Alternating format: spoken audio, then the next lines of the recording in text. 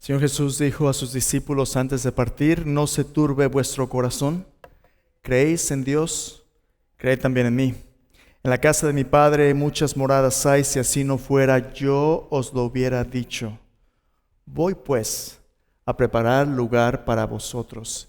Y si me fuere y os preparare el lugar, vendré otra vez y os tomaré a mí mismo, para que donde yo estoy, vosotros también estéis.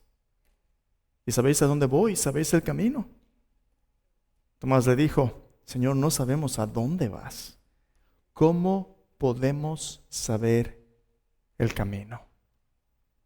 Jesús le dijo: yo soy el camino, la verdad y la vida. Nadie viene al Padre si no es por mí.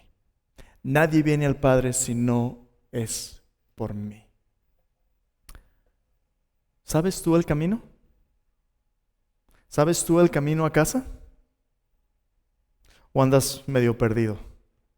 ¿Sabes tú el camino? El camino no es algo, es alguien. Y ese alguien es Jesús. Él es quien nos dice: sígueme, yo te haré pescador de hombres. Sígueme. Somos seguidores de Cristo. Un discípulo de Cristo es aquel que busca a Jesús y sigue a Jesús. Sígueme y yo te voy a hacer un pescador de hombres. Sígueme.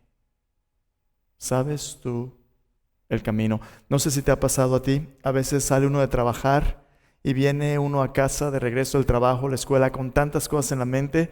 Te subes a tu carro y vas manejando, pasas en el freeway, pasas los semáforos y llegas a tu casa, a estacionarte afuera de tu casa, y de repente dices: ¿cómo llegué aquí?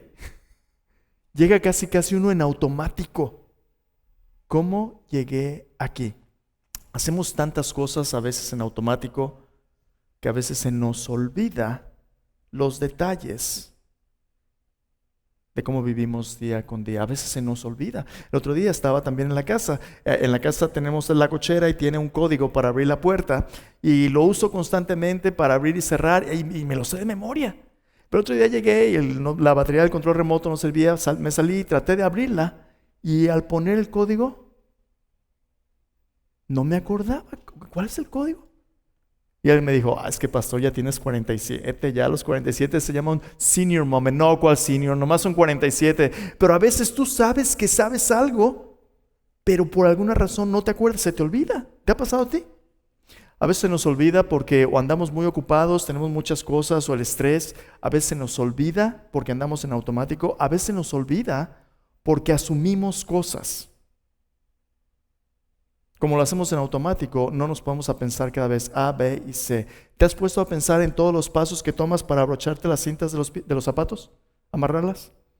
En automático lo hace uno, ¿verdad? Tantas cosas en automático. Hace unos días encontré una historia de un hombre en Japón. Hiroshi se llama el señor Hiroshi. Lo encontraron en una ocasión, era una persona mayor, pero lo encontraron en una aldea vagando, un poquito desorientado, sin rumbo, sucio. Y al platicar con él se dieron cuenta que Hiroshi había tenido un accidente y había perdido su memoria. No se acordaba quién era él, ni dónde vivía, ni quién era su familia. Y las personas de la aldea lo tomaron, lo alimentaron, le ayudaron a limpiarse y todo, y lo tuvieron como por un año, y él no se podía acordar quién era. Se había integrado más o menos ya la vida con la villa y las otras personas que vivían ahí, pero no sabía quién era ni dónde pertenecía.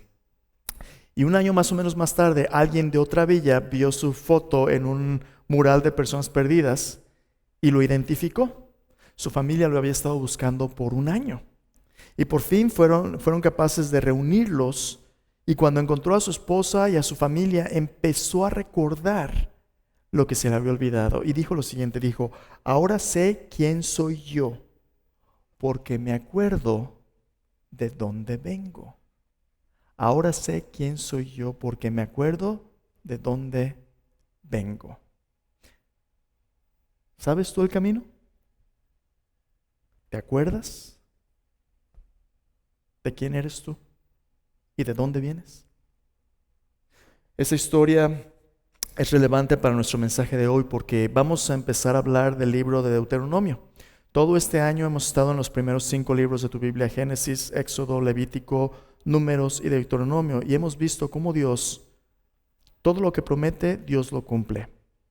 Dios, quien nos creó, es quien quiere darnos vida y nos dice, escoge la vida. Génesis es la invitación a responder a la promesa de vida que Dios da, que le dio a Abraham, a Isaac y a Jacob. Dios le dijo a Abraham, en tus descendientes voy a bendecir a todas las familias de la tierra. Dios prometió un Salvador, capaz de aplastar a la serpiente en la cabeza, capaz de restaurar lo que el pecado ha distorsionado. Y luego en Éxodo vemos cómo Dios, el que es nuestro creador, es también quien nos rescata. Es el Redentor. Dios saca al pueblo de Israel de la esclavitud de Egipto. Dios les da los 10 mandamientos y la ley. Dios les da los sacrificios. Les da el tabernáculo, les da el sacerdocio. A pesar de la idolatría del pueblo, Dios sigue siendo fiel. Luego hablamos de Levítico, cómo Dios restaura nuestras vidas. Dios nos invita a ser santos como Él es santo. Dios nos da un destello de la nueva vida que Él tiene para nosotros y es buena, es muy buena. Ser como Dios es lo mejor que nos puede pasar. Y luego hablamos acerca del libro de Números. A los que Dios crea, rescata y salva y santifica, Dios también equipa para que puedan vivir la nueva vida que Dios nos ha dado y puedan pasar ese legado de fe a la siguiente generación. Y ese es precisamente el mensaje del libro de Deuteronomio. Lo que Dios provee, Dios lo provee para que lo disfrutemos, pero también para que lo compartamos con la siguiente generación. Y es importantísimo, al levantar la siguiente generación de discípulos, que nos acordemos de lo más importante. Porque si se nos olvida la razón por la cual Dios nos sacó de la esclavitud del pecado, si se nos olvida que la bendición que Dios nos ha dado no solamente es para que la disfrutemos nosotros, sino para que la compartamos. Si se nos olvida que este mundo no es nuestro hogar, que Dios tiene promesas hacia adelante, si se nos olvida, es posible que todo lo que Dios nos ha dado, en lugar de ser de bendición, se convierta en una maldición y en un ídolo, y no cumplamos el propósito de levantar la siguiente generación, empezando en nuestros hogares. Es posible que nuestros hijos le den la espalda al Señor. Es posible que las personas con las que vivimos cada vez más se conviertan en una cultura que no conozca al Señor. Y que las bendiciones que hemos recibido, en lugar de apuntar a otros a Cristo, se conviertan en un ídolo que adoramos sin reconocer a nuestro Dios. Entonces, venga conmigo al libro de Deuteronomio. Vamos a ver cómo acordarse es un proceso esencial para levantar a la siguiente generación de discípulos. La pregunta de la que vamos a hablar hoy en los capítulos 1 al 4 de Deuteronomio, capítulos 1 al 4, es la siguiente. ¿Qué impulsa a la siguiente generación del pueblo de Dios a convertirse en fieles administradores de su legado? ¿Qué impulsa a la siguiente generación? Las palabras muy a propósito ahí en su pantalla y en su boletín tienen que ver con el hecho de que nuestra fe, la fe bíblica, no es una fe que se impone por fuerza. Es una fe que nos invita a responder con obediencia y fe a las promesas de Dios, pero una fe que cada uno debe recibir y profesar. No es algo impuesto, es algo que desde dentro, cuando Dios nos habla su palabra, la fe viene por el oír la palabra de Dios, y nuestra fe es una respuesta a lo que Dios ha revelado. El Evangelio es una invitación a de manera voluntaria poner nuestra fe en Cristo Jesús. Y aquí en el libro de Deuteronomio vemos a Moisés, que ha estado con el pueblo de Israel ya por 40 años en el desierto, hablando de que viene un día donde Dios lo va a llevar a la tierra prometida, y el día ya ha llegado. Pero hay un gran detalle. Esta nueva generación que se ha levantado en el desierto en esos 40 años, los niños que los desobedientes dijeron van a morir en el desierto, ellos son los que van a heredar las promesas. Pero la gran tragedia en la vida de Moisés es que aunque él ha sido el líder que Dios ha utilizado para que ellos hereden esa tierra prometida, él no va a entrar allá. Él se va a quedar en el desierto. Y aunque Dios tiene algo preparado para Moisés que es mucho mejor que lo que este mundo puede ofrecerle, el deseo de Moisés habría sido entrar a la tierra prometida con el pueblo que él ha venido guiando estos 40 años, pero él no va a entrar. Y Moisés se da cuenta de ello porque Dios se lo ha dicho ya. Y Moisés Empieza a reflexionar en todos estos 40 años, todo lo que Dios ha dicho, todo lo que Dios ha hecho. Y se da cuenta que su impacto más grande como líder en el pueblo de Dios no es para él, no es para su plataforma, no es para que él sea reconocido, es para que la siguiente generación tenga lo necesario para continuar el legado de Dios hasta que venga el prometido, el Mesías. Y Moisés se da cuenta que todo lo que ha invertido en su vida y todo lo que él ha hecho tiene el propósito de ayudar a otros a convertirse en lo que él, por la gracia de Dios, ya se ha convertido. Una persona de fe, una persona de impacto y de influencia capaz de llevar a otros a Dios. Y Moisés ve la siguiente generación y ese es precisamente el propósito del libro de Deuteronomio. Deuteronomio significa, la palabra griega significa literalmente una segunda ley, la segunda ley.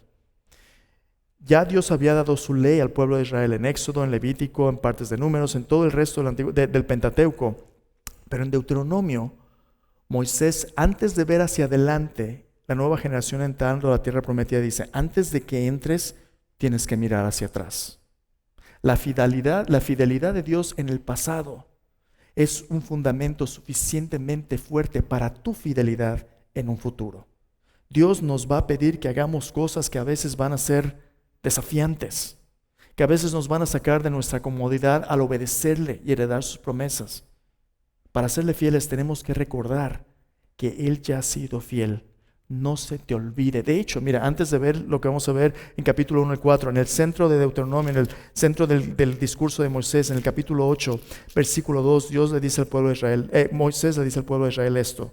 Dice, Deuteronomio 8:2, dice, te acordarás de todo el camino por donde te ha traído Jehová tu Dios estos 40 años en el desierto, para afligirte, para probarte, para saber lo que había en tu corazón, si habías de guardar o no sus mandamientos.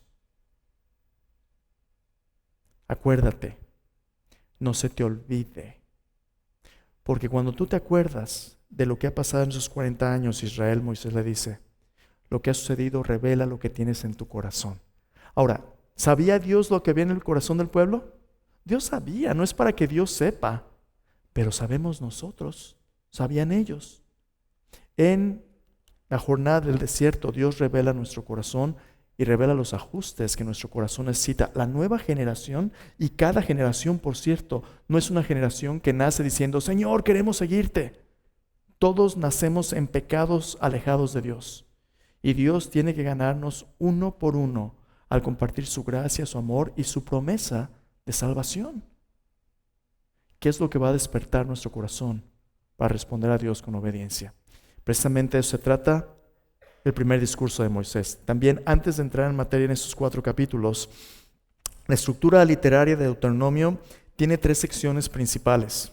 Del capítulo 1 al 11 y los últimos capítulos del capítulo 27 al 34, esos son 2 grandes discursos de Moisés. El primer discurso, capítulo 1 a 11, es un discurso de recordar lo que Dios ha hecho en el pasado y anticipar lo que Dios tiene para el futuro. Pero la decisión es tuya. Si las promesas de Dios en el futuro son buenas y Dios ha sido fiel en el pasado, ¿estás dispuesto a comprometerte con Él? Es su primer discurso. Luego, en el centro de Deuteronomio, capítulo 12 al capítulo 26, tienes una recapitulación de las leyes, de los mandamientos que Dios le dio al pueblo de Israel. Y por último, en el capítulo 27 al 34, tienes un discurso de las bendiciones de la obediencia y las consecuencias o maldición de la desobediencia. Y Dios dice al pueblo a través de Moisés, escoge la vida, el mismo mensaje de Génesis. Estos discursos de Moisés son discursos donde Moisés, la última generación del desierto, va a ceder su plataforma para que la nueva generación se pare en ella. Fíjate, a veces tú y yo nos cuesta tanto trabajo llegar a donde llegamos, así, ha habido tanto sacrificio. Tener éxito en tu negocio, en tu educación, en tu vida, tener ahorros, cualquier éxito que tengas, ¿sabes? Cuesta tanto trabajo que no estamos dispuestos a compartirlo con los que vienen. Sucede incluso en el ministerio. Hay pastores en iglesias que construyen mega imperios, pero todo gira alrededor de la celebridad de tal o cual pastor. Y a veces es difícil dejar esa plataforma para que alguien más venga.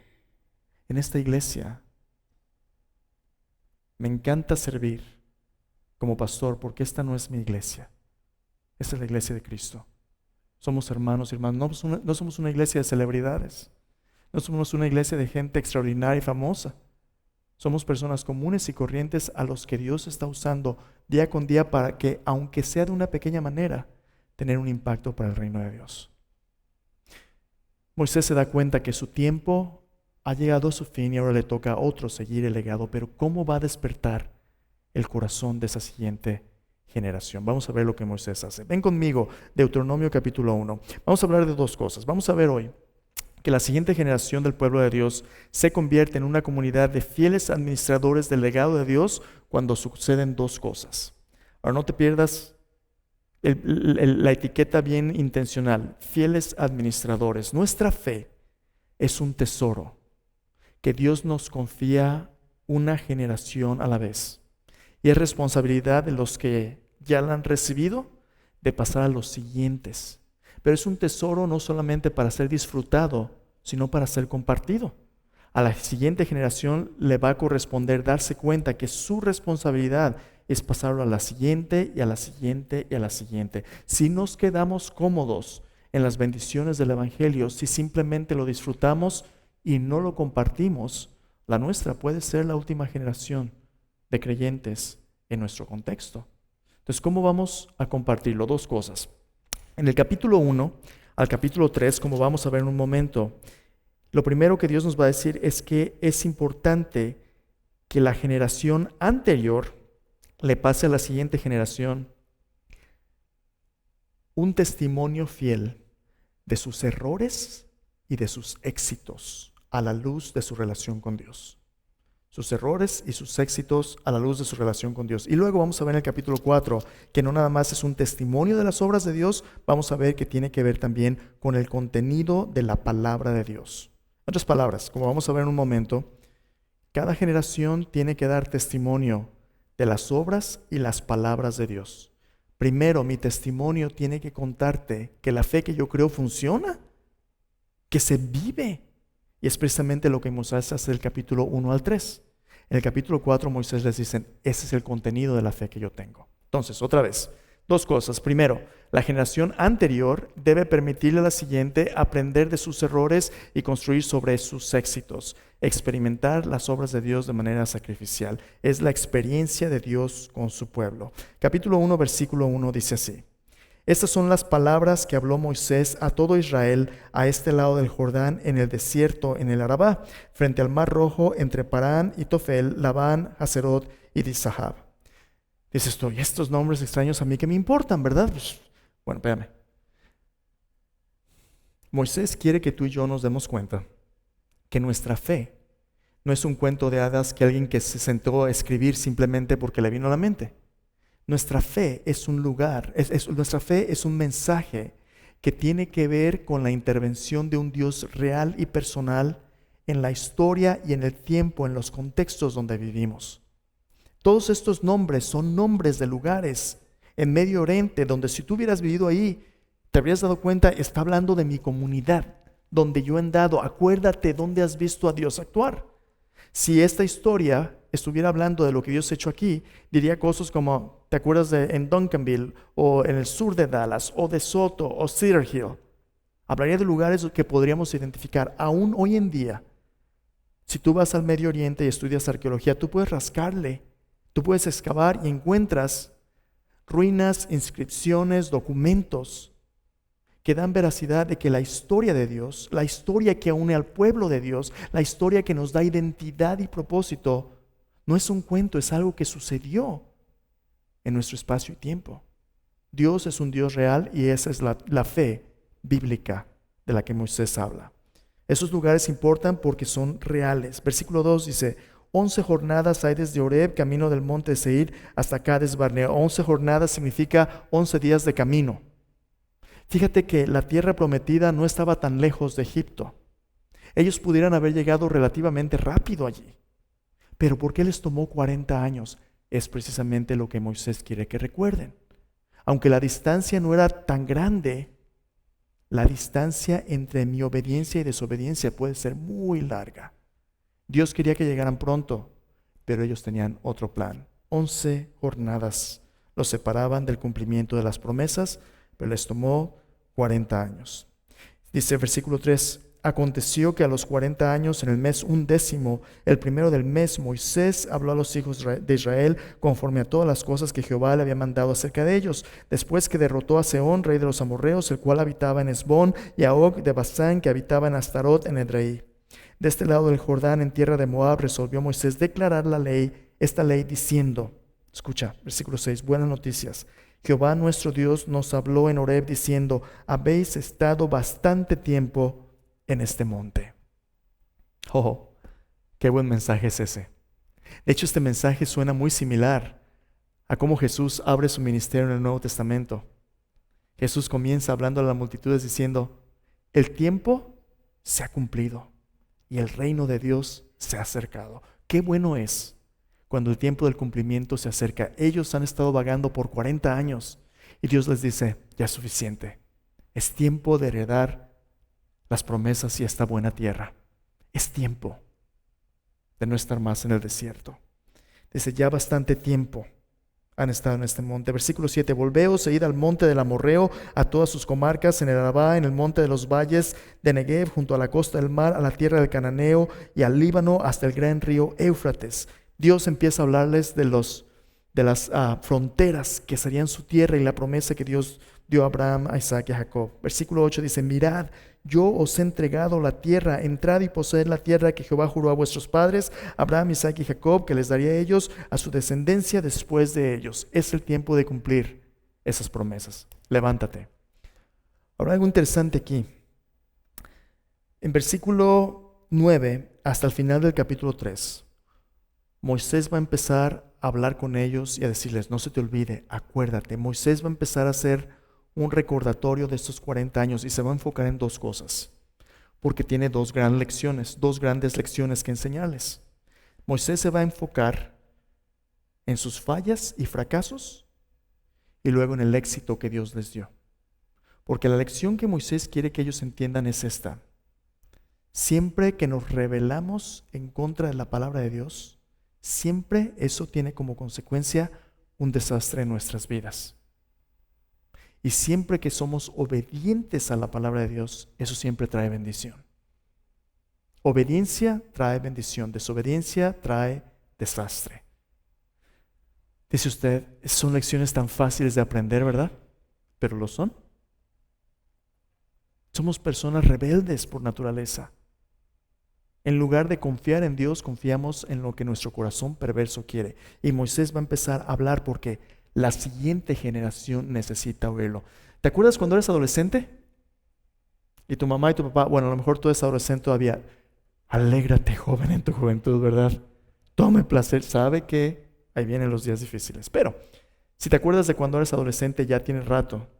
Tú recuerdas que tu mamá y tu papá te decían, hijo, no hagas esto porque si haces esto te va a pasar esto. ¿Sí? ¿Y qué decía uno? A mí no, mamá. A mí no, papá. No, porque nosotros obviamente somos la excepción de todo. ¿Y qué saben mis padres? Y conforme uno vive, ¿se acuerdan los comerciales que había en México en los 90s? ¿Qué razón tenías, papá? Sí, pues ya que uno le pega en la cabeza, ¿verdad? Cuando uno empieza a ver el resultado de nuestras decisiones, que cada decisión tiene consecuencias, y uno empieza a cosechar lo que uno planta, si hemos vivido perdidamente como el hijo pródigo, híjole, qué triste y qué difícil es cosechar esas consecuencias. Moisés quiere darle una oportunidad a la siguiente generación, y quiere persuadirle de que la palabra de Dios es lo mejor que le puede pasar, y un caminar diario con Dios, una experiencia real con Dios, es lo mejor que le puede pasar. Y de eso va a empezar a hablar. Entonces, versículo 9, Moisés dice, en aquel tiempo yo os hablé diciendo, yo solo no puedo llevaros. Jehová nuestro Dios os ha multiplicado, y aquí hoy vosotros sois como las estrellas del cielo en multitud. Jehová, Dios de vuestros padres, os haga 1000 veces más de lo que ahora sois, y os bendiga como os lo ha prometido. Ahí está ya la siguiente generación enfrente de Moisés. Dice, mírate, Dios ha hecho un pueblo de ti. Dice, no solamente son un pueblo, tienen líderes que Dios ha provisto. Dios ha levantado gente de carácter que pueda guiar a otros. Versículo 2 dice, ¿Cómo llevará yo solo vuestras molestias, vuestras cargas, vuestros pleitos? Dadme de entre vosotros, de vuestras tribus, varones sabios, entendidos, expertos, para que yo los ponga por vuestros jefes. Los siguientes versículos hasta el 18 hablan de cómo Dios proveyó liderazgo más allá de Moisés. Escúchame bien. Cuando el pueblo de Dios crece, la manera de cuidarnos unos a otros tiene que crecer también. Lo mismo en la iglesia. Cuando una iglesia es pequeña, menos de 100 personas, un pastor es el centro de todo lo que sucede. Oye, pastor, ayúdame, el pastor para todo, ¿verdad? Y el pastor tiene que malabarear todos los ministerios, hacerlo todo. Pero conforme empezamos a crecer, 100, 200, 300, 400, 500, 600, como Dios permita, cada iglesia es diferente. Es imposible que una persona se encargue de todo el resto. Dios llamó a los pastores, maestros a equipar a los santos para la obra del ministerio. Es necesario que Dios empiece a llamar a otros a servir. Vamos, en nuestra iglesia no somos una mega iglesia, pero no somos una iglesia pequeña, somos una iglesia mediana. Somos cerca de 600 personas. Y tenemos un staff de varios pastores, varias personas que sirven en diferentes ministerios, pero tenemos un montón de gente que sirve en todo tipo de cosas. En el servicio en español hemos estado creciendo. Somos alrededor de 100 y poquito. Poco a poco es necesario que Dios levante entre nosotros personas para servir. Hace unas semanas tuvimos una reunión con algunos de ustedes que sirven, a cerca de 50 personas, donde Dios nos está empezando a organizar para servir. ¿Por qué? Porque Dios nos está preparando para levantar una siguiente generación. Si el día de mañana nos pasa algo a uno de nosotros, ¿adivina qué? La iglesia de Cristo va a continuar. ¿Por qué? Porque somos el pueblo de Dios. Y el trabajo de cada generación es equipar a la siguiente generación. Ahora te toca a ti. Así como a cada uno nos ha tocado, ahora te toca a ti. ¿Quién va a ser el siguiente? Que diga, Señor, heme aquí, envíame a mí. Y Moisés dice, yo no lo podía hacer solo, Dios ha estado levantando otros líderes. Pero ahí en medio de la obra de Dios, donde Dios está organizando y proveyendo, va a haber retos. Vimos todo eso en Números. Moisés quiere que recuerdes qué pasó cuando Dios le dijo al pueblo de Israel, ya estás listo para heredar. Dios quería que entraran luego, pronto, en 2 años. Y el pueblo dijo no. Ahí en el versículo 9, Moisés empieza a hablar de sus fracasos. Dice, salidos de Horeb, anduvimos todo aquel grande y terrible desierto que habéis visto por el camino del monte del Amorreo, como Jehová nuestro Dios nos lo mandó. Llegamos hasta Cades Barnea, entonces os dije, habéis llegado al monte del Amorreo, el cual Jehová nuestro Dios nos da. Mira, Jehová tu Dios te ha entregado la tierra, sube y toma posesión de ella, como Jehová tu Dios de tus padres te ha dicho, no temas ni desmayes. Vinisteis a mí todos vosotros, dijisteis, enviaremos varones delante de nosotros que nos reconozcan la tierra y a su regreso nos traigan razón del camino por donde hemos de subir y de las ciudades a donde hemos de llegar. Y el dicho me pareció bien. Y tomé 12 varones de entre vosotros, un varón por cada tribu. Qué cosa más trágica. Dios les había dicho, entra y posee la tierra. Ellos dijeron, tenemos un mejor plan. ¿Por qué no escogemos unos espías que vayan y nos digan? Dios ya te dijo, sí, pero más vale. Y hablamos de esto en Números, ¿te acuerdas? El pueblo regresó y dijeron, sí, la tierra es buena, pero hay gigantes y hay el coco, todo tipo de cosas. ¡Qué miedo! Dios nos sacó para matarnos en el desierto y para matar a nuestros niños. Mejor nos fue a regresarnos a Egipto. Ahí está el fracaso del pueblo de Israel. Sí, Dios dijo, pero cuando tú sabes la voluntad de Dios, porque Dios claramente la revela en su palabra, pero tú dices, sí, la Biblia dice, pero, ¿sabes qué estás diciendo? Yo sé mejor. Y cada vez que tú reemplazas su palabra por tu creatividad o tus ideas, cada vez que sucede, algo malo va a suceder. Cuando el pueblo regresó con un mal reporte, Josué y Caleb fueron los únicos que dijeron, no, Dios va a estar con nosotros, vamos a creer lo que Dios ha dicho, vamos a entrarle. La gente dijo no. Y hasta a Moisés le tocó. Porque esta rebelión causó una frustración necesaria. Moisés, en un momento de orgullo, no le da gloria a Dios. Y Dios dice, ni tú vas a entrar, Moisés, ni Aarón. Toda esta generación va a morir en el desierto, sus hijos van a entrar. Y ahí está el gran fracaso. La desobediencia siempre lleva al desastre. Pero eso no es todo.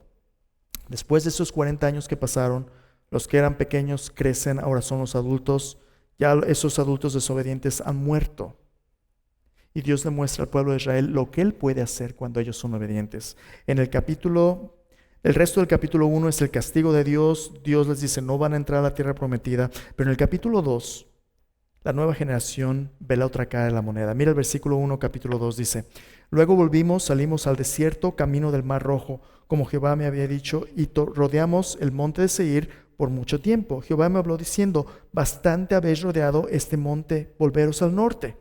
El mismo mensaje que Dios había dicho en el capítulo 1. Ya es hora.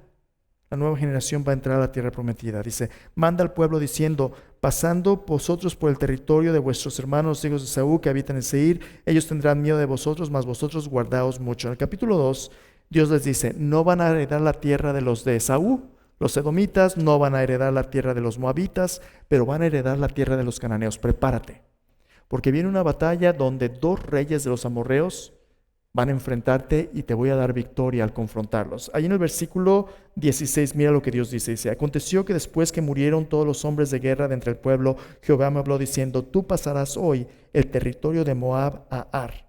Luego en el versículo 31, me dijo Jehová, he aquí yo he comenzado a entregar delante de ti a Sehón y a su tierra, comienza a tomar posesión de ella para que la heredes. Luego mira versículo 33, dice, Jehová vuestro Dios, mas Jehová nuestro Dios lo entregó delante de nosotros y le derrotamos a él, a sus hijos y a todo su pueblo.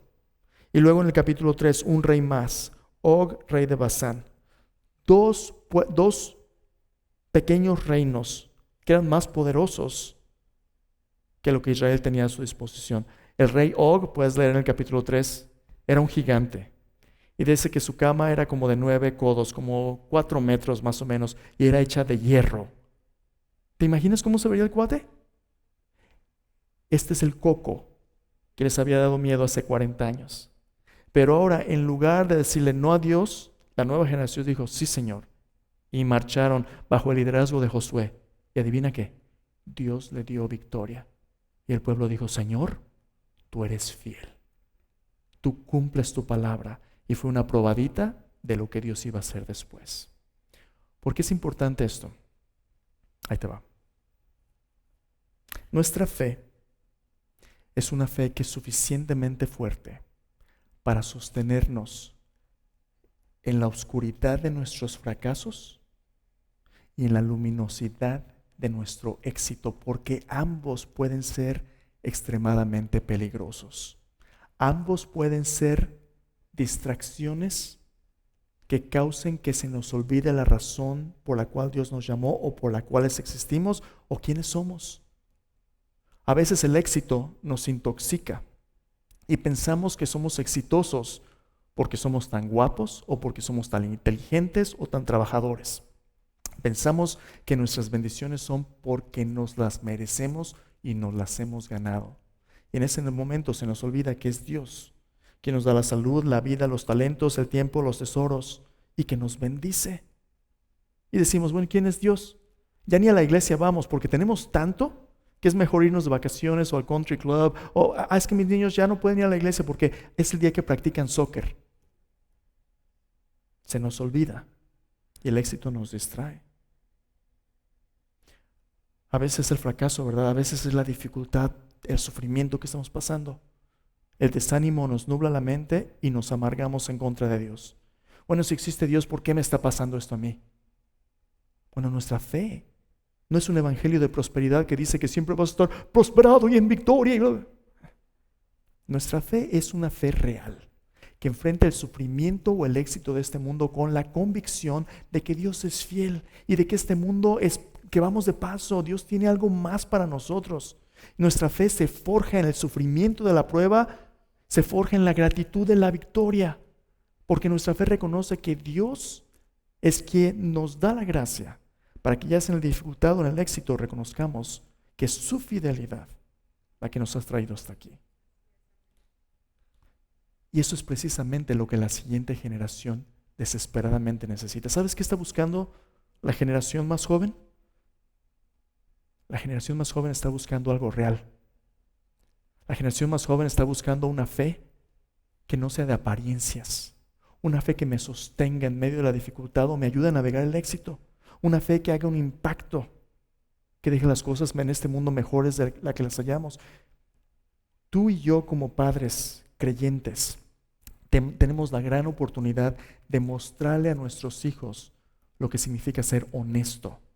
Mira, muchas veces en la iglesia el gran error que cometemos es aparentar una cosa y ser otra. Eso es hipocresía, ¿verdad? Aquí en la iglesia todos, hermano, hermana, ¿cómo estás? Ay, bendecido, hermanita. Todo ese asunto, ¿verdad? Y tan pronto como salimos de aquí en el carro, ya cállate, comes como puerco. Pero ¿sabes qué? Nuestros hijos ven todo eso. Y cuando nuestros hijos nos ven 24/7 y ven una desconexión entre lo que decimos y lo que vivimos, ¿tú crees que ellos van a querer tal fe? Qué difícil es reconocer cuando nos equivocamos. Qué difícil es pedir perdón. Como matrimonio, ¿verdad? Los vicios que venimos heredando, ya sean culturales o de experiencia personal. Cuando nuestros hijos ven un matrimonio destruido siempre, y en la iglesia, ay, manita, pues esta fe no funciona. Pero si nosotros somos honestos, le decimos, mira hijo, mira hija, tu madre y yo no somos perfectos.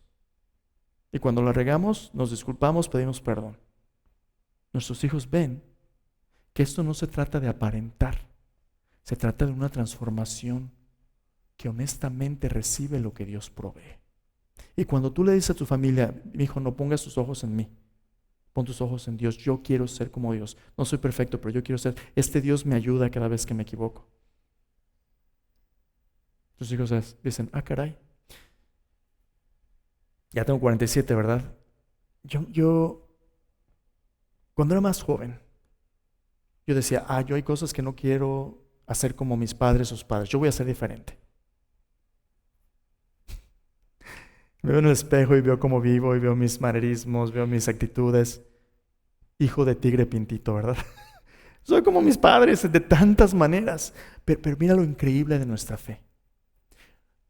Yo reflexiono en la gracia que Dios me ha dado a mí. Yo soy la primera generación en generaciones de nuestra familia que pude ir a la escuela y tener una educación que mis padres no tuvieron. Que sus padres no tuvieron, que sus padres no tuvieron. Mi abuelo no sabía leer y escribir. Mi papá terminó el tercero de primaria, aunque él quería ser doctor, pero tuvo que irse a trabajar, chico. Mi madre y mi padre tuvieron solo 2, mi padre fueron 15 de familia, él era el hijo de en medio. Mis padres nos enviaron a la universidad a los 2. Y ahora mis hijos la tienen. Pero ese progreso que ha habido en esos aspectos es porque nos estamos parando en los hombros de gigantes. La siguiente generación tiene que darse cuenta que nuestra fe es real. Y eso es lo que Moisés está haciendo. Moisés está diciendo, sí, cometimos muchos errores, pero a pesar de nuestros errores, Dios fue fiel. Y no solamente eso, tú tienes otra oportunidad de conocer a este Dios si en las malas fue fiel. ¿Te imaginas lo que va a hacer cuando tú seas obediente? Dios te va a bendecir, éntrale. No tenemos nada mejor que darte que la fe que recibimos. La nueva generación necesita honestidad, no apariencia. Y esa es la oportunidad que nosotros tenemos. Pero aquí está el gran reto. Aquí tenemos diferentes generaciones. Como iglesia somos una iglesia para toda nación, toda generación. Tenemos gente de todo el mundo, niños, jóvenes, adolescentes, adultos mayores, ancianos. Toda generación. Pero es tiempo de que la generación anterior le suelte las riendas a la próxima. Y qué susto da, ¿verdad? Qué susto da cuando los hijos empiezan a manejar de ese Señor, que no me lo encuentro en el camino, ¿verdad? Qué susto da, pero es necesario. Tú y yo podemos conformarnos con venir y asistir aquí al servicio en español, porque la pasamos bien. De vez en cuando nos echamos unas flautas, ¿verdad? O podemos compartirlo con los que no están aquí y levantar a esa siguiente generación. Primero, tenemos que compartir lo que Dios ha hecho, pero eso no es todo. Segundo, Dios nos da la oportunidad de que la nueva generación se comprometa incondicionalmente a obedecer la palabra de Dios y adorarlo solo a Él. No solamente es una experiencia con Dios donde vemos sus obras, ahora tenemos que creer fielmente en la palabra de Dios. Y es el capítulo 4. Ven conmigo al capítulo 4. Mira lo que dice Moisés. Ya que te ha dicho de las obras de Dios, ahora te va a decir de las palabras de Dios. Dice, ahora pues, capítulo 4, versículo 1. Ahora pues, oh Israel, oye los estatutos y decretos que yo os enseño, para que los ejecutéis y viváis y entréis y poseáis la tierra que Jehová, el Dios de vuestros padres, os da. No añadiréis a la palabra que yo os mando, ni disminuiréis de ella. ¿Qué va a empezar a hacer Moisés? Moisés va a decir, esta es la historia, este es el mensaje que nos une, la palabra de Dios. Primero, Moisés va a empezar argumento por argumento a tratar de convencer a la siguiente generación de que creer y obedecer la palabra de Dios, adorar al Dios de la Biblia es lo mejor que les pueda pasar, que su vida depende de ello. Y Moisés les va a empezar a decir, lo primero, no añadas ni quites. Cuando Dios habla, habla a propósito, ponle atención, no añadas ni quites. Segundo, obedece y observa el efecto que esto tiene en ti. Mira, versículo 3 dice, vuestros ojos vieron lo que hizo Jehová con motivo de Baal peor. A todo hombre que fue en pos de Baal peor destruyó Jehová tu Dios de en medio de ti. Otra vez la lección, desobediencia lleva al juicio, lleva al desastre. Pero mira lo que sucede con la obediencia y la bendición. Versículo 4, mas vosotros que seguisteis a Jehová vuestro Dios, todos estáis vivos hoy. Mirad, yo os he enseñado estatutos y decretos como Jehová mi Dios me mandó, para que hagáis así en medio de la tierra en la cual entráis para tomar posesión de ella. Guardadlos pues y ponedlos por obra, porque esta es vuestra sabiduría y vuestra inteligencia ante los ojos de los pueblos, los cuales oirán todos esos estatutos y dirán, ciertamente pueblo sabio y entendido, nación grande es esta. Hazme una pausa ahí. Cuando la gente te mira, la gente te va a juzgar por tu apariencia. Ahí viene el mexican, ahí viene la gente te va a juzgar por tu apariencia. Pero si tu fe es la fe bíblica, la fe del Dios de la Biblia, y lo estás viviendo bien, y estás dejando que la palabra de Dios se arraigue y transforme tu vida, ¿sabes qué va a pasar? Cuando la gente empiece a hablar contigo, va a decir, oye, este chamaquito tiene 14, 15, 16 años, pero tiene los tornillos bien apretados. Es maduro para su edad. ¿Por qué? Oye, yo te veo a ti vivir, tú eres diferente. ¿Cómo tratas a tus hijos? Tu esposa, oye, ¿por qué eres así con él? La gente se da cuenta que la palabra de Dios produce una sabiduría en tu vida. Sabiduría significa no solamente saber lo que es correcto y verdadero, es ponerlo en práctica. Una persona sabia sabe la verdad y la hace. Cuando la gente empieza a darse cuenta de cómo vives tú por la palabra de Dios, van a decir, pues sí quisiera. Porque tu vida ya no solo se trata de ti. Tu vida apunta a aquel que es vida. Y Moisés le dice, Dios te lo da porque te conviene. Se van a dar cuenta que es un pueblo sabio. Pablo sabio entendido, nación grande es esta. Porque ¿qué nación grande hay? Versículo 7. Que tenga dioses tan cercanos a ellos como lo está Jehová nuestro Dios en todo cuanto le pedimos. ¿Qué nación grande hay que tenga estatutos y juicios justos como es toda esta ley que yo pongo hoy delante de vosotros? Cuando el chamaquito que crece con principios, sus cuates le dicen, oye, te enseño este videito, mira no, ¿sabes qué? ¿Por qué no? Cuando el chamaco, los amigos le dicen, oye, ¿te echas una para la calor? Y le dicen, no, ¿sabes qué? No, gracias, me gusta el deporte, me gusta. ¿Qué hay de diferente? Nuestro Dios está tan cerca que nuestra vida es para agradarle a Él. ¡Wow! Testimonio.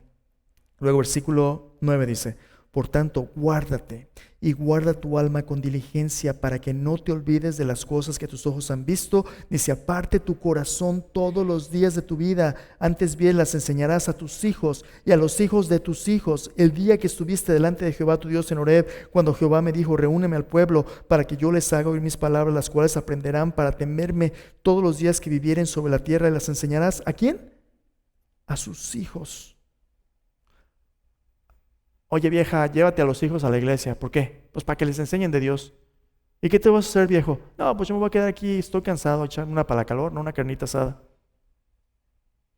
¿De quién es la responsabilidad de enseñar a los hijos? De los padres, de cada uno de nosotros. Enséñale a tus hijos. Os acercasteis, os pusisteis al pie del monte, el monte ardía en fuego hasta en medio de los cielos con tinieblas, nube y oscuridad. Está hablando de cuando recibieron los 10 mandamientos. Dios hizo un camino para llegar en medio del cielo. Habló Jehová con vosotros en medio del fuego. Oísteis la voz de sus palabras, mas a excepción de oír la voz, ninguna figura visteis. Y él os anunció su pacto, el cual os mandó poner por obra. Los 10 mandamientos los escribí en 2 tablas de piedra. A mí también me mandó Jehová en aquel tiempo que os enseñase los estatutos y juicios, para que los pusieseis por obra en la tierra a la cual pasáis para poseer de ella. Guardad pues mucho vuestras almas, pues ninguna figura visteis en el día que Jehová habló con vosotros en medio del fuego, para que no os corrompáis y hagáis para vosotros escultura, imagen de figura alguna, efigie de varón o hembra, figura de animal alguno que está en la tierra, figura de ave alguna alada que vuela en el aire, ninguna figura de animal que se arrastre sobre la tierra, figura de pez alguno que haya en el agua debajo de la tierra. No sea que alces tus ojos al cielo, viendo el sol y la luna y las estrellas y todo el ejército de los cielos, seas impulsado y te inclines a ellos y les sirvas, porque Jehová tu Dios los ha concedido a todos los cielos, a todos los pueblos debajo de todos los cielos, pero a vosotros Jehová os tomó y os ha sacado del horno de hierro de Egipto, para que seáis el pueblo de su heredad, como en este día. Entonces Moisés les dice, aquí está el punto. Si Dios es suficientemente fiel para sostenernos en nuestros fracasos y éxitos, si la palabra de Dios es lo que es, ni le pongas ni le quites, si te va a hacer sabio, ¿estás dispuesto a comprometerte con Dios en obediencia a la palabra que te ha dado para hacerle a Él tu único Dios a quien adoras y sirves? Dios no va a tolerar la competencia, no ídolos. Nuestro Dios es un Dios celoso, lo cual significa que Él protege a aquellos que Él ama. No te va a compartir con demonios.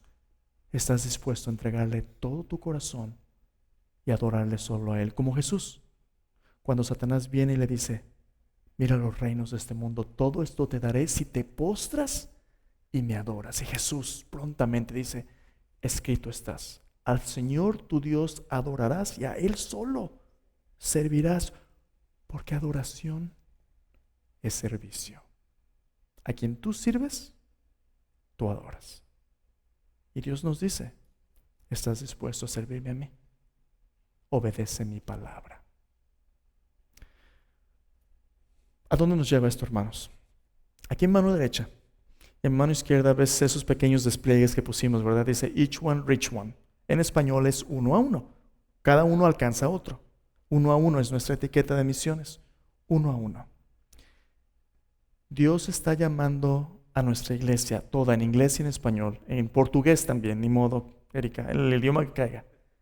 En todo idioma. Dios nos está llamando a que cada uno de nosotros pasemos la fe a la siguiente generación. Pero esto no va a suceder a menos que cada uno de nosotros nos demos cuenta que esta es nuestra responsabilidad. En Mateo 9:38, Jesús dijo, rogad al Señor de la mies que envíe obreros a su mies. Las próximas semanas voy a desempacarte un poquito más de los cambios y oportunidades emocionantes que Dios nos ha dado hacia adelante. Pero hoy quiero compartirte que para que la siguiente generación venga y reciba la fe que nos ha sido dada, tú y yo tenemos que compartirla, no hay vuelta de hoja. Pero ¿cómo si me da miedo? ¿Cómo si no? Si me incomoda, ¿cómo? No te preocupes. Lo primero que tú y yo tenemos que hacer es esto. Como Jesús nos dijo, tenemos que empezar orando. Ruega al Señor de la mies que envíe obreros a su mies, porque los que empiezan orando, dan, sirven, envían, van. A lo mejor tu papel es dar. A lo mejor tu papel es servir, a lo mejor tu papel es ir, a lo mejor tu papel es orar, a lo mejor es todo. Pero empieza orando. Vamos a hacer lo siguiente. En los siguientes domingos, durante el tiempo de la Cena del Señor, al final del servicio, cuando estamos concluyendo, en esas 2 estaciones vas a ver esas pelotitas de ping pong. Hay verdes, amarillas y rojas. Y también allí hay una tarjeta como semáforo, tiene sus colores en inglés y en español, ambos lados. Uno es inglés y uno es español. Y dice allí, ¿por quién vas a orar? Tú y yo. Dios ha puesto personas a nuestro alrededor que necesitan oír el Evangelio de Cristo a través de tu testimonio y de tus palabras. Pero a veces, como el semáforo rojo, estamos atorados. Ahí te va la petición. Señor, ¿podrías abrirme la puerta? ¿Podrías ayudarme a ser obediente? A veces estamos como el semáforo en amarillo. Sí, ya Dios nos está dando, pero no estoy seguro si es el momento. Señor, muéstrame si tenemos que apresurarle y pasar la luz o detenernos. Dame sabiduría, Señor. A lo mejor la luz es verde, ya tienes a la persona de pechito y te dice, ¿cómo puedo ser salva? Y tú le dices, un día de esto vamos a hablar. No, pues ¿cómo que un día de estos? Hoy. Pídele que el Señor te dé valor. A lo mejor es alguien familiar enfermo, alguien en necesidad, alguien en crisis. Dile el evangelio. Oye, pero no sé cómo. No te preocupes. Ahí está la tarjetita. Lifeguard tiene un video en inglés y en español que te puede ayudar a compartirle. Este no es sustituto, es una herramienta. Oye, pastor, pero traté de escanearla, no servía bien. Nos dimos cuenta que estaba corrompido. Tira todas las tarjetas anteriores, imprimimos nuevas y funciona de maravilla. Ahí hay nuevas tarjetas. Pero el punto es este. Yo te invito que al final del servicio, si tú quieres un minuto orar por alguien, agarra una de estas, verde, roja, amarilla, ora brevemente y dile, Señor, ayúdame. Y después de orar, en esas letras, el one, arriba tiene un agujerito. Pon la pelotita dentro como testimonio de que Dios está empezando a movilizar a su pueblo para hacer lo que Él dijo. Rogad pues al Señor de la mies que envíe obreros a su mies. La cosecha ya está lista, pero seremos de los que dicen, Señor, heme aquí, envíeme a mí a levantar a la siguiente generación. Oremos.